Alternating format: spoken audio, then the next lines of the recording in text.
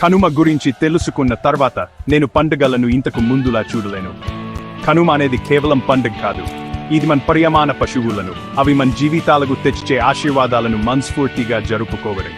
ఆరోగ్యం, సంపద మరియు ఆనందానికి చిహ్నంగా ఉన్న ఈ సౌమ్య జీవులను ఈరోజు మనం గౌరవిస్తాము మరియు ఆదరిస్తాము. ఒక భారీ జనం అంతా కలిసి ఆనందంగా నవ్వుతూ, సంగీతం వింటూ, రుచికరమైన ఆహారం వాసనలు పీలుస్తూ ఉండటాన్ని యాహించుకోండి. అదే కనుమ యొక్క ఉత్సాహం. ఈ పండుగ మన జీవితాలు మరియు సంప్రదాయాలలో అంతర్భాగంగా ఉన్న మన పశువులను జాగ్రత్తగా చూసుకోవాలని మరియు గౌరవించాలని గుర్తు చేస్తుంది. కాబట్టి మీరు మీ కుటుంబ సభ్యులు మరియు స్నేహితులతో కలిసి ఉన్నప్పుడు మీ చుట్టూ ఉన్న ఆశీర్వాదాన్ని అభినందించడానికి కొంత సమయం కేటాయించండి. మీ ఇల్లు ఆనందం, మంచి ఆరోగ్యం మరియు శ్రేయస్సుతో నిండి ఉండాలి.